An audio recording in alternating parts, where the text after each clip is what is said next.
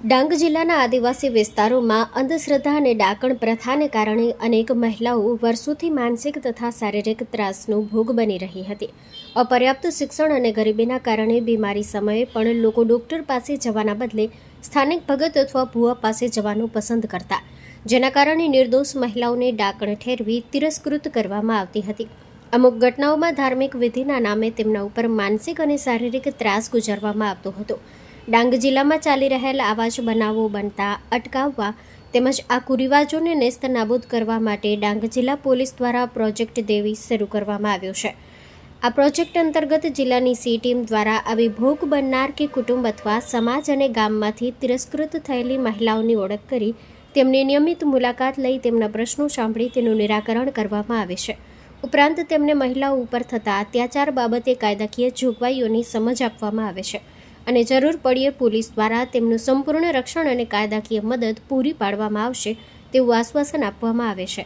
ડાંગ જિલ્લાના આદિવાસી સમાજને અંધશ્રદ્ધામાંથી બહાર લાવી શિક્ષિત બનાવવા માટે સામાજિક પરિવર્તનના ભાગરૂપે ડાંગ જિલ્લા પોલીસ દ્વારા વર્ષ 2023ના ઓક્ટોબર મહિનામાં પ્રોજેક્ટ દેવીની શરૂઆત કરવામાં આવી હતી, જેમાં પોલીસની સી ટીમ દ્વારા 70થી વધુ મહિલાઓની શોધખોળ કરી તેમને દેવીનું બિરુદ આપવામાં આવ્યું હતું. તેમજ નવરાત્રિ મહોત્સવમાં આ દેવીઓનું સન્માન પણ કરવામાં આવ્યું હતું. મારું નામ સાયલુબેન મોતીરામભાઈ કાનાટ, આહવાસી પાટીલપાડા રહેવાસી છું.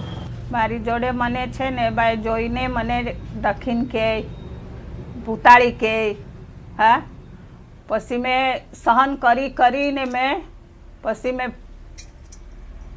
પોલીસ સ્ટાફનો ફરિયાદ કરી તો પછી ત્યાંથી મને ન્યાય મળ્યો. પછી તમે ગઈ પછી એ લોકોને બોલાવી કે નહીં બોલાવી તે તો નહીં ખબર. મને કીધું કે તમે જાઓ ઘરે, અમે એ લોકોને બોલાવશું. પછી 2-3 દાડા પછી હજુ મને બોલાવ્યો. મારો હજુ જવાબ લીધું કે હું કહેતા છે હું નહીં કહેતા છે એમ તમને મૂકું બોલ્યા જ કરે. તો પછી એ લોકોને મેં કીધું બોલાવો એમ તો એમ કે એ લોકોને તો બોલાવ હું પણ તમારો એમ કે જવાબ આપો એમ તા કીધું. બધું મેં બોલી, બધું મને હવે શાંતિ છે. મને હવે કોઈ ધાકનો નથી. એ લોકોનો ધાક અહીંયા જ બાજુમાં છે. એ લોકો કંઈ દૂરના નથી. ઘડી મને જોઈને થૂકે, ઘડી મને કોઈ બહાર કોઈ ટાકટોક કરે. પોલીસ સ્ટેશન ગયા પછી હવે તમને કેવું લાગે? હવે સારું લાગતું છે. હવે મને બધાનો સપોર્ટ છે. હવે મને શાંતિ છે. હવે તમને કોઈ હેરાન નહીં કરે. પોલીસ સ્ટાફ બધા મને જોવા આવે. મહિનામાંથી 1-12 વાર મને જોવા આવે, મારી મુલાકાત લે. કેમ છે માસી?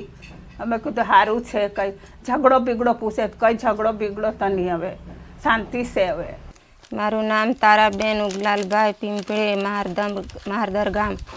આ લોકો મને બહુ દાખણ કરતા હતા. હમણાં નહીં કરે. મેં તો પોલીસ સ્ટેશન ગઈ હતી ને કે પેલા કારભારી હતા તેને પૂછ્યું મેં કે હમણાં મેં પોલીસ સ્ટેશન જવાની તો કામ છે તમારા? તો મને બહુ દાખણ કર્યા આ લોકો. નાના છોકરા મોટલા તો બહુ દાખણ કરે. એટલે મેં પોલીસ સ્ટેશન ગઈ, ફરિયાદ કરી આપી. ત્યાંથી આ બેનો લોકો આવે ને પોલીસવાળા મને જોવાનો, ત્યાંથી હમણાં કોઈ મને કરતા નથી. હવે ડાંગ જિલ્લામાં ડાકણ પ્રથા તથા વીચ બ્રાન્ડિંગ જેવી અંધશ્રદ્ધાઓ વિદ્યમાન છે, જેની અંતર્ગત મહિલાઓને ડાકણ તરીકે જાહેર કરી તેમના ઉપર માનસિક તથા શારીરિક ત્રાસ ગુજારવામાં આવે છે. આ અંધશ્રદ્ધાના ભાગરૂપે ભૂતકાળમાં શરીરે ડામ આપવાના પણ કિસ્સાઓ બનેલ છે, જેના પરિણામે આવી મહિલાઓ એ સામાજિક બહિષ્કારનો ભોગ બને છે. આવી નકારાત્મક સામાજિક પ્રવૃત્તિઓને ડામવા માટે ડાંગ જિલ્લા પોલીસ દ્વારા ઓક્ટોબર 2023માં પ્રોજેક્ટ દેવીનું અનાવરણ કરવામાં આવેલું હતું. આ પ્રોજેક્ટ અંતર્ગત સી ટીમ દ્વારા આવી જે ડાકણ જાહેર કરેલી મહિલાઓ છે તેને પ્રોજેક્ટ દેવીનું બિરુદ આપીને આવી મહિલાઓને કાઉન્સેલિંગ કરવામાં આવે છે.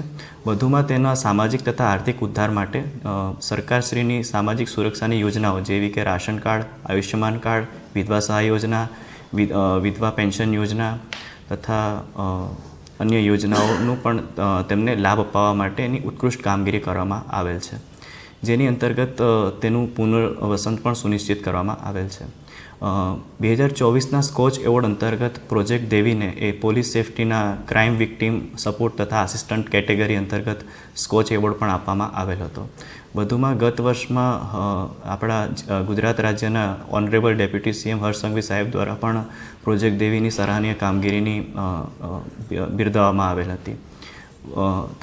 મારી તમામ ડાંગ જિલ્લાના વ્યક્તિઓને નમ્ર અરજ છે કે આવી અંધશ્રદ્ધાઓમાં ન માનીને આપણે એક ઉત્કૃષ્ટ શિક્ષિત સમાજ તરફ આગળ વધીએ તથા પ્રોજેક્ટ દેવીનું જે ઉદ્દેશ્ય છે તેને આપણે ચરિતાર્થ કરીએ.